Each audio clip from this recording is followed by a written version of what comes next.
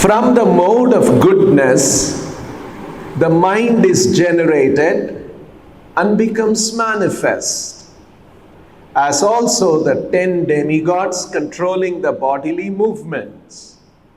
Such demigods are known as the controller of directions, the controller of air, the sun god, the father of Daksha Prajapati, the Ashwini Kumaras, the fire god, the king of heaven, the worshipable deity in heaven, the chief of the Adityas, and Brahmaji, the Prajapati, all come into existence.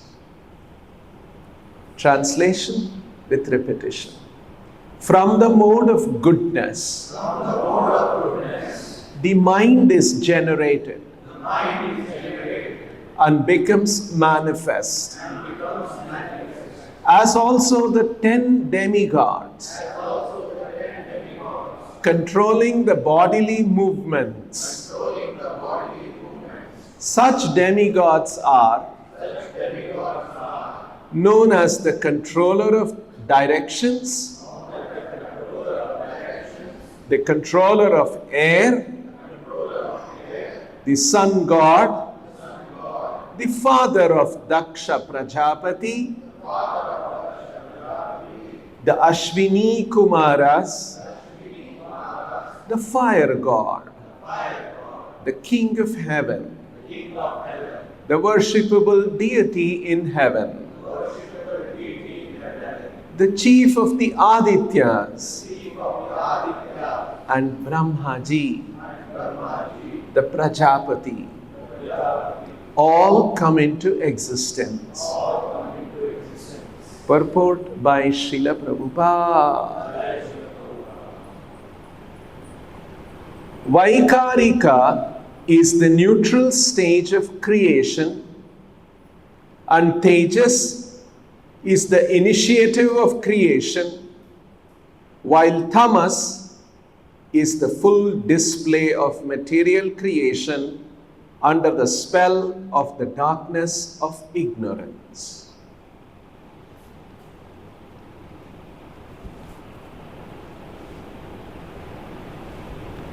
Manufacture of the necessities of life. Necessities of life under quotes. In factories and workshops, excessively prominent in the age of Kali or in the age of the machine, is the summit stage of the quality of darkness. Such manufacturing enterprises by human society are in the mode of darkness because factually there is no necessity for the commodities manufactured. Human society primarily requires food for subsistence, shelter for sleeping, defense for protection, and commodities for satisfaction of the senses. The senses are the practical signs of life, as will be explained in the next verse. Human civilization is meant for purifying the senses, and objects of sense satisfaction should be supplied as much as absolutely required, but not for aggravating artificial sensory needs. Food, shelter, defense, and sense gratification are all needs in material existence. Otherwise, in his pure, uncontaminated state of original life, the living entity has no such needs. The needs are therefore artificial. And in the pure state of life, there are no such needs. As such, increasing the artificial needs, as is the standard of material civilization, or advancing the economic development of human society is a sort of engagement in darkness without knowledge. By such engagement, human energy is spoiled, because human energy is primarily meant for purifying the senses in order to engage them in satisfying the senses of the Supreme Lord.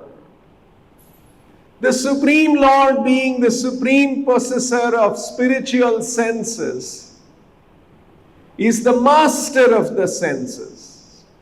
Rishikesha.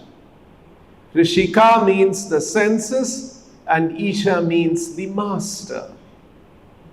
The Lord is not the servant of the senses, or in other words, He is not directed by the dictation of the senses.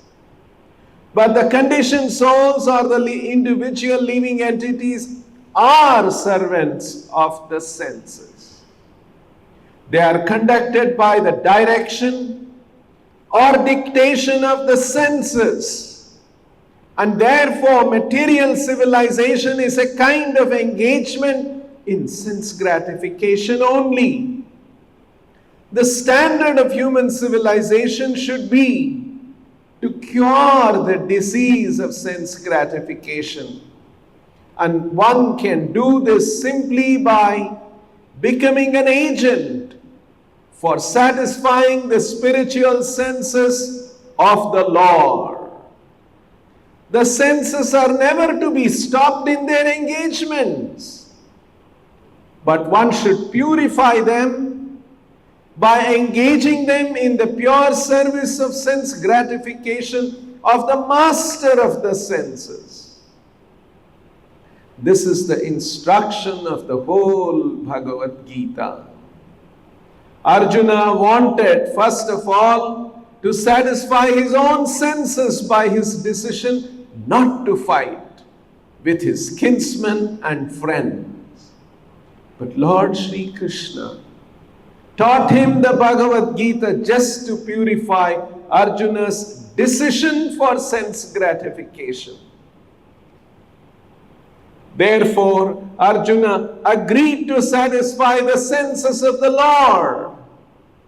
And thus he fought the battle of Kurukshetra as the Lord desired.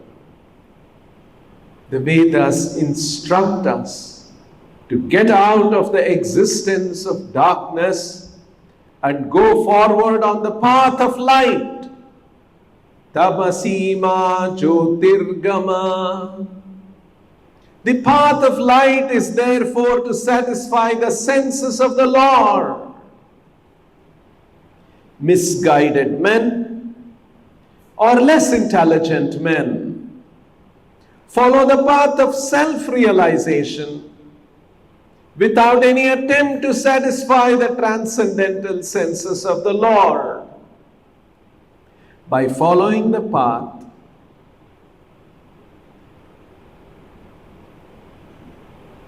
without any attempt to satisfy the transcendental senses of the Lord, by following the path shown by Arjuna and other devotees of the Lord. On the contrary, they artificially try to stop the activities of the senses, yoga system, or they deny the transcendental senses of the Lord, jnana system. The devotees, however, are above the yogis and the jnanis, because pure devotees do not deny the senses of the Lord. They want to satisfy the senses of the Lord. Only because of the darkness of ignorance do the yogis and jnanis deny the senses of the Lord and thus artificially try to control the activities of the diseased senses. In the diseased condition of the senses, there is too much engagement of the senses in increasing the material needs. When one comes to see the disadvantage of aggravating the sense activities, one is called a jnani. And when one tries to stop the activities of the senses by the practice of yogic principles, he is called a yogi. But when one is fully aware of the transcendental senses of the Lord and tries to satisfy his senses, one is called a devotee of the Lord. The devotees of the Lord do not try to deny the senses of the Lord, nor do they artificially stop the actions of the senses. But they do voluntarily engage the purified senses in the service of the master of the senses, as was done by Arjuna, thereby easily attaining the perfection of satisfying the Lord, the ultimate goal of all perfection. Thus end the Bhaktivedanta purport. Om Ajnana Timirandasya Jnananjana Shalakaya Chakshurunmilitan Ena Tasmai Shri Gurave Namaha.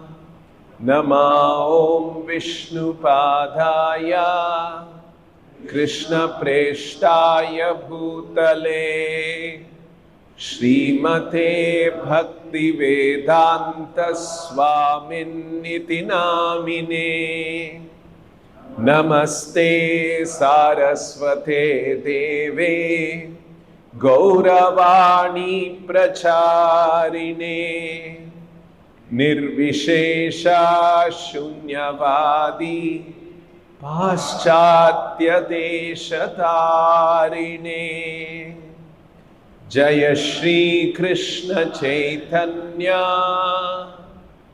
Prabhu Nityananda Shri Advaita Gadadhara Shri Vasadi Gaura Bhakta Vrinda Hare Krishna Krishna Krishna Hare Hare Hare Rama Rama Rama Hare Hare.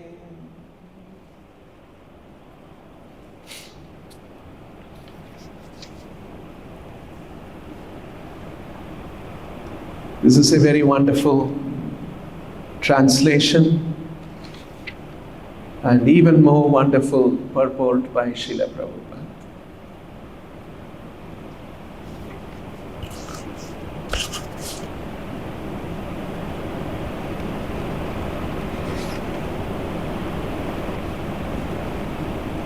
There are many interesting things. We'll try to discuss some of these.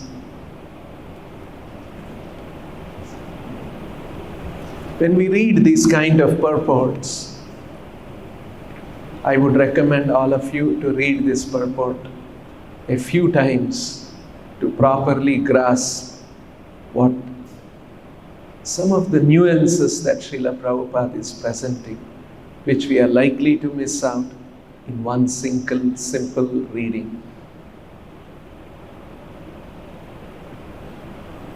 Very amazing purport.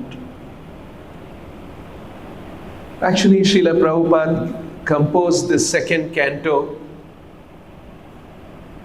in the Radha Damodar temple.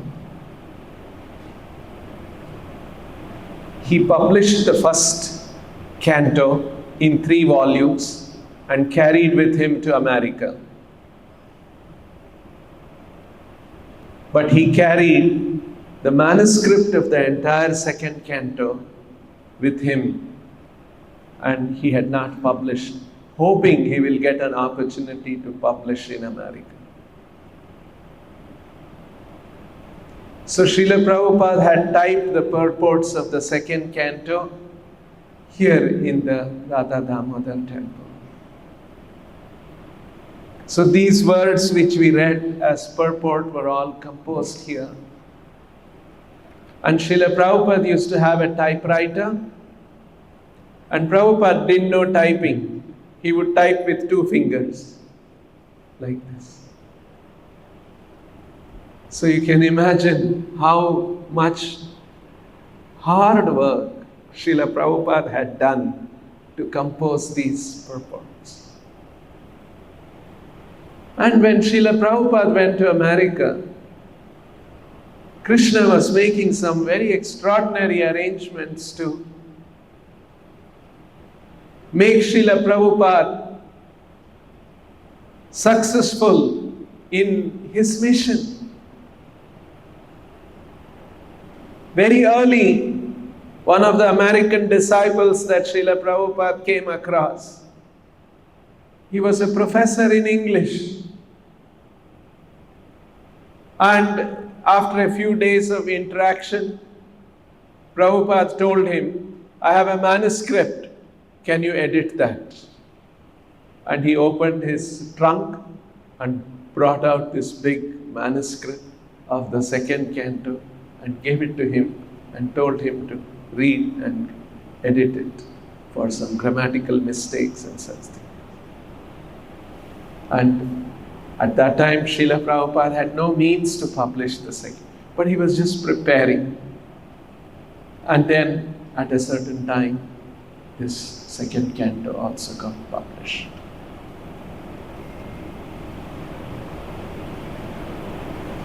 Here, in these verses and the purports, Bhagavatam is describing, see, some of the things that Srila Prabhupada states and expresses. They are so beautiful. In the previous purport, the first sentence I will read. The whole process of creation is an act of gradual evolution and development from one element to another, reaching up to the variegatedness of the earth as so many trees, plants, mountains, rivers, reptiles, birds, animals, and varieties of human beings. Just like we see this garland, we see the flowers in the garland. The flowers are a full blossom of the garland. Before the flower became a flower, it was in the plant. There was a bud. Before that, there were only leaves. And before that, there was only some stalk and root. So, gradually the plant came up, and the leaves and the buds were formed, and then the flower bud opened up, and then the full blossoming. What we see now as the material world, of which we are all part, is the full blossoming of the material creation. It has gone through several stages of evolution. And these stages of evolution are being discussed here. And remember, this material creation, it is an illusory representation of the Lord. And so this evolution and the manifestation of the material world is so perfectly, carefully done, so that no one can make out that this is an illusion. Like we were discussing last time, when they make a movie, they make all the things so carefully, so that the illusion the director of the film, the producer of the film is creating is not hampered, disturbed. I'll tell you one small story. Once, these are called Hollywood goofs. a goof up, a blunder, a mistake. They were making a period movie, some old, maybe a Jesus movie or something. Jesus is carrying the cross, and something like that, approximately. I don't remember the details. And they are shooting the film. And later on, when the film was released, and later on somebody pointed out, in one scene, Jesus is carrying, and the camera position was such that they had one fan which was turning and blowing air. The actor was sweating. And in one corner of that frame, the fan is also seen. And somehow in the editing, they missed that out. Because you're not supposed, there was no fan 2000 years back. You let out the illusion. You broke the illusion. Somebody carefully, hey, this is made up.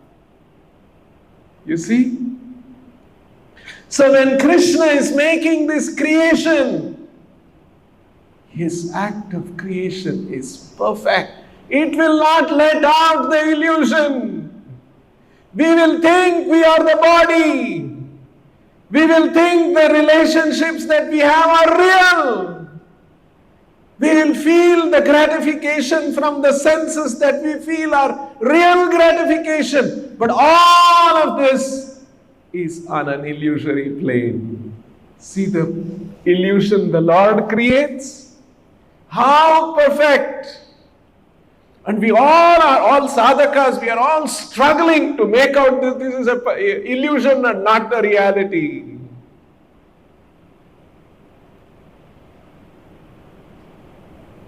You see? Daivihesha gunamayi mama maya duratyaya mameva ye prapadyante mayam etam tarantite.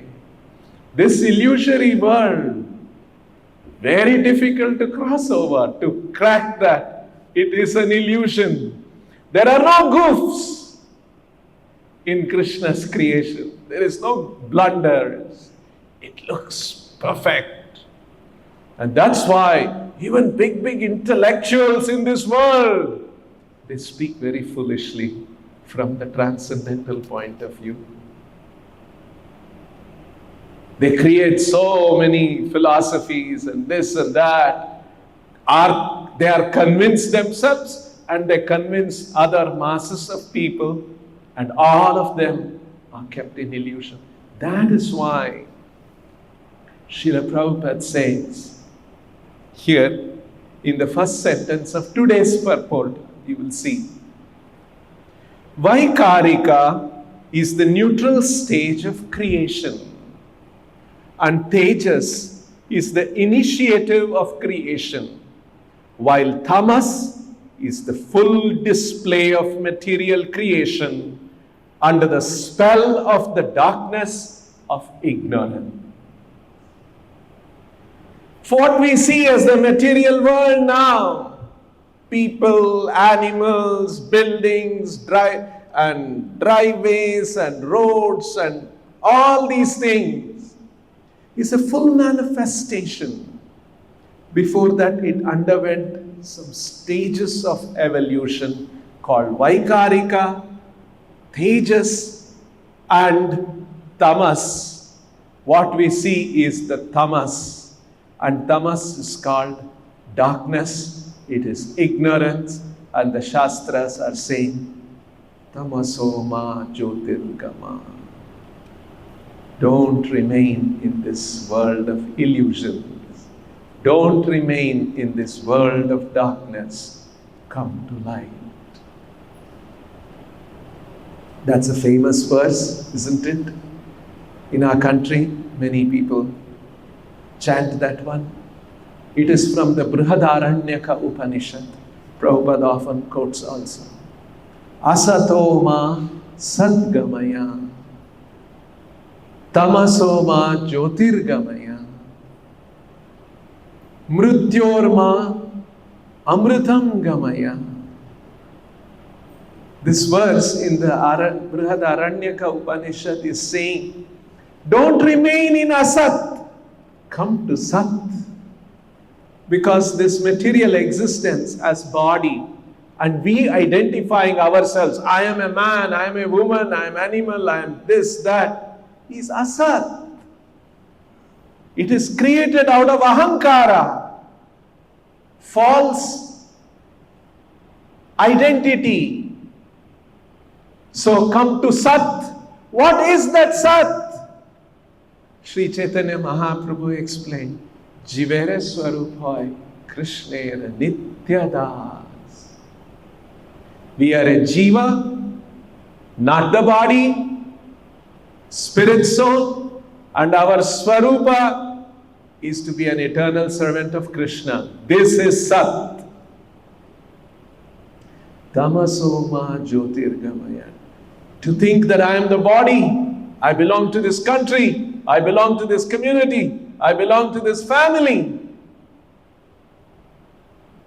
and have spent our entire life just fulfilling all these so-called duties and responsibilities of the relationships coming from the body is illusion.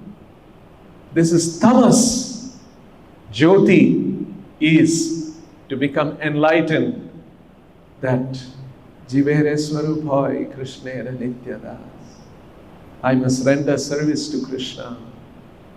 That is the eternal relationship.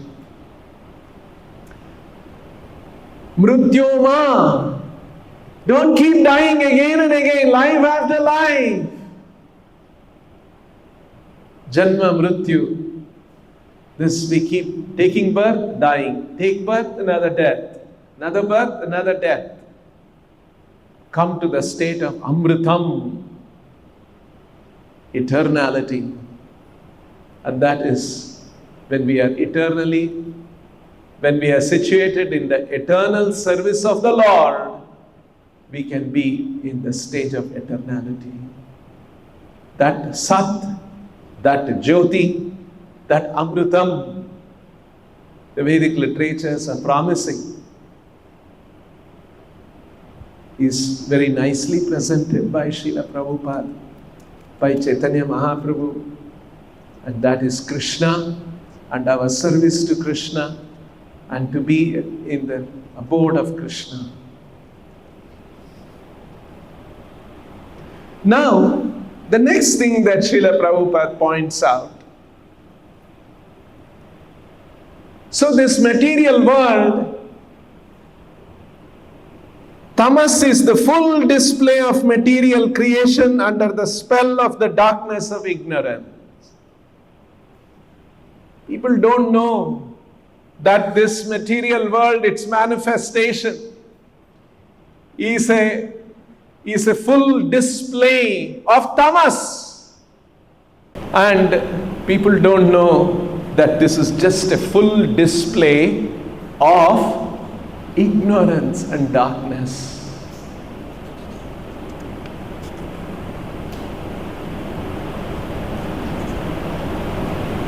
You see, Srila Prabhupada's presentation in his books is always about how to bring us out of darkness. This is the single objective of Srila Prabhupada. For instance, remember when we were young in Krishna consciousness at some point, or when we read the book Science of Self-Realization, we read that chapter on liquid beauty.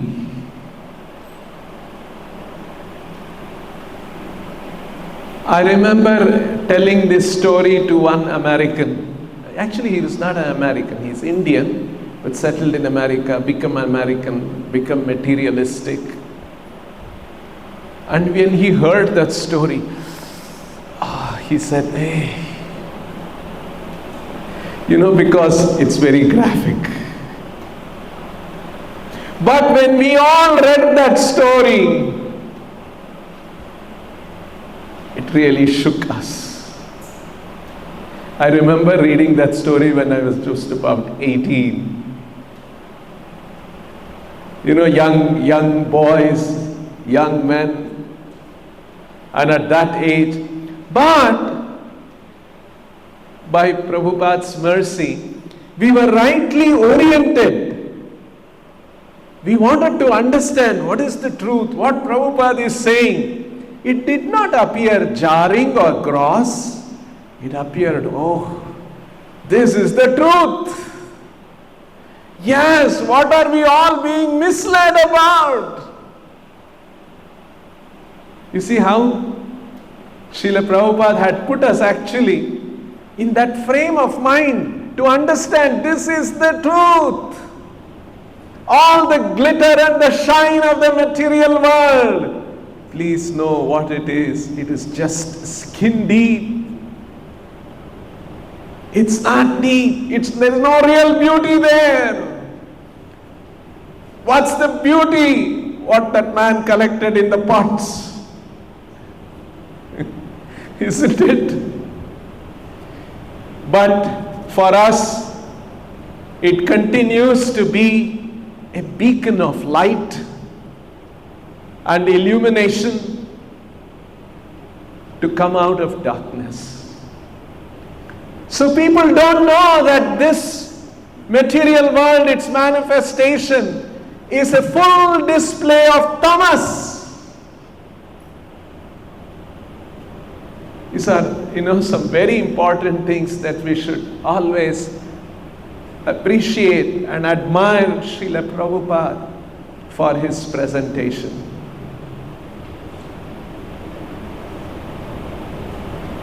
Next, in this world of tamas, in human society, intelligent people with a great deal of analysis and expert articulation, they have created some things known as necessities of life. And Srila Prabhupada is pointing out, manufacture of the necessities of life. He has put that under quotes in the purport. Meaning, he's hinting, when something is put under quotes in English, it means it is the opposite of that. Oh, a rich man came. You put that rich man under quotes, it means he is a poor man. Oh, intelligent man under quotes means he is not an intelligent fellow, he is a fool.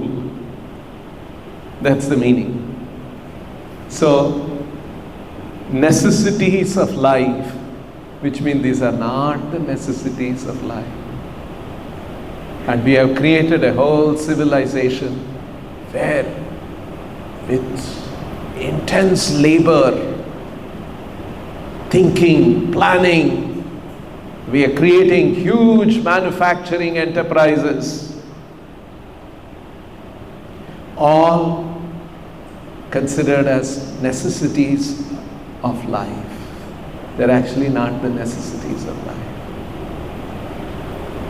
The motor cars, the buildings, the highways, all the gadgets, all the transportation equipment. Oh, that means you don't want, these are all not necessities. But we see all of you also using this very expertly. Somebody may say,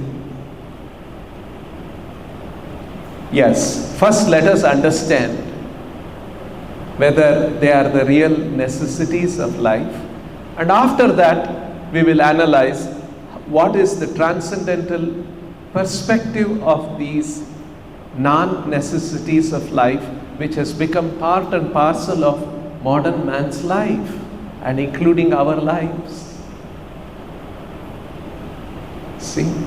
And how Srila Prabhupada, an Acharya who is aware of the unnecessities of life, who is aware of the ignorance of this material world, and how he advises us what we should do.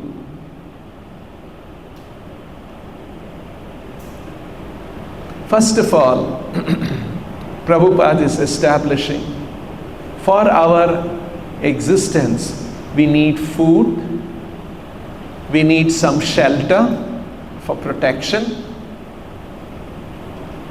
we need some arrangement for sleeping, because every few hours we have to sleep. If you have not slept well, you will be struggling, right? Like we struggle to keep ourselves awake in the Bhagavatam class. And some arrangements for the gratification of the senses. We have senses. We have seen how Krishna, Lord Brahma, they have created all the senses and the sense objects. And when the senses meet the sense objects, there is a gratification. So, there is a certain amount of necessity of gratification of the senses that is not denied. The Bhagavatam says, what is that verse? Indriya Priti. Labho jiveta yavat. Kamasya nendriya Priti. Labho jiveta yavat. Jivasya tattva jignasa. Na yascheha karma vihi. See? Life's goal should not be gratification of the senses. People make their life's goal gratification of the senses. That's a mistake. Labho jiveta yavat. Yavat jiveta means you should accept some amount of sense gratification just as much as it is required for the preservation of life in this body. Because life in this body is vital. When we have a life in this body, we can do our devotional activities, we can do sadhana also. Hence, preservation of life in this body is essential. Only to that extent we accept. That's called labho jiveta yavat labhaha. As much as for sustenance, that much sense gratification. We can have food, offer to Krishna, but don't overeat. Just eat as much as it is required. Sleep is required. Sleep as much as it is required. Don't sleep too much. Prabhupada said 6 to 7 hours, not 12 hours, 14 hours. That is not required. So like this, as much as required, accept. Because jivasya tattva jignasa na yascheha karma vihi. Because goal of life should be tattva jignasa, understanding the truth of this world. What is this world all about? What is happening here? What's happening to me? What is this world about? What is this life about? That jignasa, tattva jignasa is the goal of life. Jivasya tattva jignasa nartho yascheha karma vihi. And not any other purpose should be the goal of all our activities. So, this much amount of meeting the gratification of the senses is permitted, and that can be achieved very easily. But we have created so many artificial things, and by this, what happens? Prabhupada very nicely analyzes what happens with all these motor car civilization and all these gadgets and technology and big enterprises. What happens? What is the defect? Prabhupada nicely points out,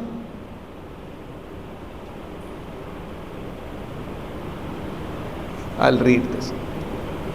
By such engagement, all this artificial engagement of enterprises and technology and material progress, by such engagement, human energy is spoiled.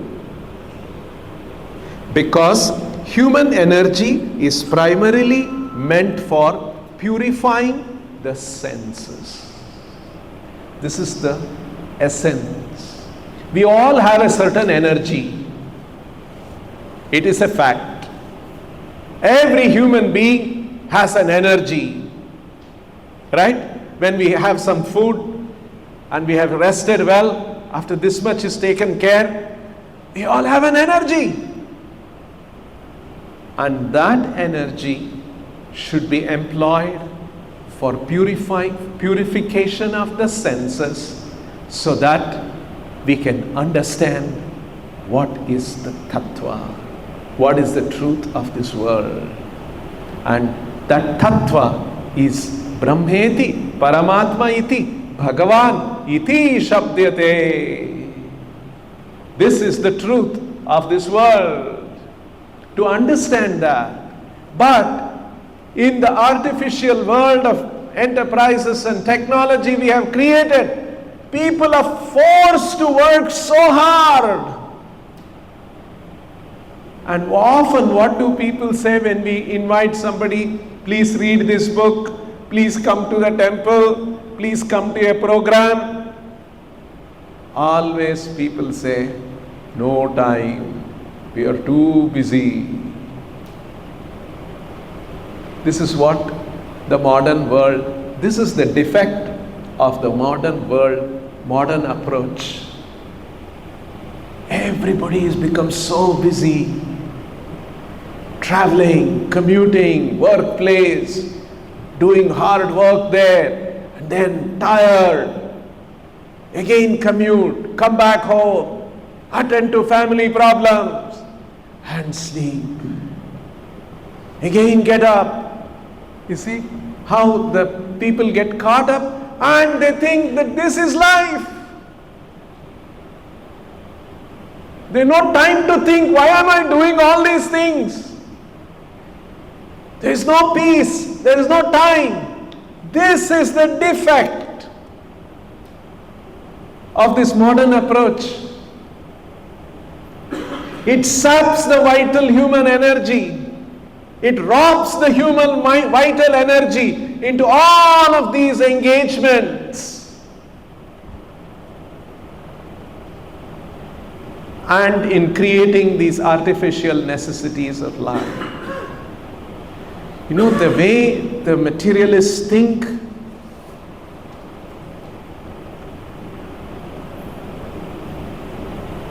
and different kinds of technological advancement that people are thinking about to make life, and that's going to make people intensely engaged, and they will miss that opportunity that human energy is meant for. And Srila Prabhupada has written here, human energy is meant for purification of the senses, so that we can understand with the pure senses we must serve the master of the senses, Krishna. There is a difference between us and Krishna. Krishna is the master of the senses, and in our present state, what are we? We are servants of the senses. And very nicely Prabhupada has described what is the meaning of servant of the senses. we are directed, we are conducted by the direction or dictation of the senses. You see, constantly senses are dictating and directing us. We run after this sense object, we run after another sense object, and yet another sense object. Because we are servants of the senses, we are running. Senses are pushing us in different ways, and we keep running in that direction and engage in sensual activities and get caught and become implicated in the complexities of this tamas, material world. So that's why in Vedic culture, at a very early stage as brahmachari, a certain amount of sense control is taught so that we don't get caught up in this. That sense regulation is a training. Even in a brahmachari stage, because of the sense control and the training, he is expected to develop a taste of spirituality. So that taste of spirituality, although he may not be perfected, but due to regulations, he has experienced a certain taste of spirituality, and that always guides him much more than all this sense gratification is the spiritual pleasure. And that is far more satisfying. And that remembrance and that experience constantly drives all through his life to seek that spiritual pleasure and not be carried away by material pleasure. And hence, that voluntary abstinence and training is very essential, and one has to very strictly practice that in order to experience that taste of a glimpse of spiritual happiness, spiritual pleasure. All this is not understood in the material world, in the modern civilization. At a very young age, young children, young boys and girls come in contact with sense objects, and there is no training for abstinence, sense control, and hence very rarely they develop a glimpse and the taste of spirituality. These are all the advantages of modern civilization. In this way, the standard of human civilization should be to cure the disease of sense gratification, but today in the modern world, it is to amplify the sense gratification, the disease of sense gratification. You see, instead of curing the disease of sense gratification, we have created a modern civilization which simply amplifies it, complicates it, entangles us in the business of sense gratification. See how Srila Prabhupada is pointing this out. And after saying all this, and hence we should be careful about it, and Prabhupada sums up the first paragraph of the purport by citing, this is the instruction of the whole Bhagavad Gita. Arjuna wanted to first of all satisfy his own senses by his decision not to fight with his kinsmen and friends. Because Arjuna thought, if I fight this battle, I'll get a big kingdom, I'll have my family, friends, and I can enjoy that kingdom. But then if I kill all my own family members, what is the fun? Better I don't kill. So his decision to fight or his decision to not fight was on the basis of his personal satisfaction. Now Krishna does another thing to Arjuna. He says no. He explains who Arjuna is, who Krishna is, And what this material situation that he is in, it is according to my plan. Mayaiva vihitan hitan purvameva nimittamatram bhavasavyasachi. I have a plan in this battle of Kurukshetra. I have already decided the outcome. You being my part and parcel, you being my amsha, become an instrument to carry out my will. You see, this is what's happening in the Bhagavad Gita. And Krishna understood, oh, this is my position, and this is Krishna's position, and this is Krishna's intent. All right, I am ready to fight. I will not care for my own sense gratification, my own satisfaction. I am ready. So this was the change of decision that Krishna brought about. You see here how nicely Prabhupada says. This is the instruction of the whole Bhagavad Gita. Arjuna wanted to first of all satisfy his own senses by his decision not to fight with his kinsmen and friends. They were his kinsmen and friends. But Lord Shri Krishna taught him the Bhagavad Gita just to purify Arjuna's decision for sense gratification. You see, the same thing Srila Prabhupada does in our lives, isn't it? We all were born, we were living in some families, although we were Hindus, although we were Indians, we had made a decision for sense gratification. That was our life. Our education, our pursuit, everything was for what? Because to enhance and support our decision for sense gratification.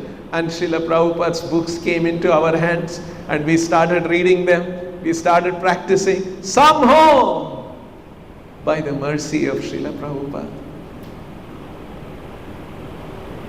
our decision of sense gratification might not have fully changed, but at least we are attempting and we are slowly trying to bring that change. See, the same impact that Krishna created in Arjuna, Srila Prabhupada is creating through his books, through his mission, through his institution, through his instructions. You see how Srila Prabhupada is so aligned with Krishna. This is the meaning of representative of Krishna. A guru should be a representative of Krishna. Just see how Prabhupada is doing this. Constantly, through all his purports, he is instructing us, inspiring us. Like yesterday we were discussing, sometimes we feel little sad, somehow not so enthused. What we should do? We should read Srila Prabhupada's books. Prabhupada's books are meant to inspire us that we should not run after sense gratification. Our decision for sense gratification should change. We need constant impetus. Our mind is weak. Senses are powerful. Our intelligence, our determination in Kali Yuga is weak. We need constant inspiration. And Srila Prabhupada wrote these books to inspire us to keep our decision to give up sense gratification and to serve Krishna ever strong and to make it stronger and stronger. And hence we have to keep reading Srila Prabhupada's books. If we don't read, we will not have that inspiration. Because the desire to enjoy is very strong. To purify Arjuna's decision for sense gratification, therefore Arjuna agreed to satisfy the senses of the Lord, and thus he fought the battle of Kurukshetra as the Lord desired. That is why in the 11th chapter, Mayaiva vihitan hitan purvameva nimittamatram bhavasavyasachi. When he says that, this battle of Kurukshetra, it is my decision, I already decided. And that is why in the 11th chapter, the universal form, that this verse is in the 11th chapter, and at that Krishna concludes by saying, Mat karma kran, mat paramo, mat bhaktaha, sangavarjitaha. Do my work, Arjuna. This is my work, this battle of Kurukshetra. It is my work. Do my work. Don't do your own work. Mat karma krin. Do my work. Mat paramo. Regarding me as the supreme. You see? Mad bhaktaha. Become my devotee. So, that is what Srila Prabhupada is inspiring us to do, isn't it? We should do Krishna's work. Let's not do our own work for sense gratification. Beautifully, Srila Prabhupada is bringing out some of these very, very significant conclusions of Gaudiya Vaishnava philosophy. We'll stop here. We have run out of time. I won't take any questions. Grantaraj Srimad Bhagavatam ki, Shri Radha Vrindavan Chandra ki, Shri Vrindavan Dham ki, Shri Nitai Gauranga ki, Srila Prabhupada ki.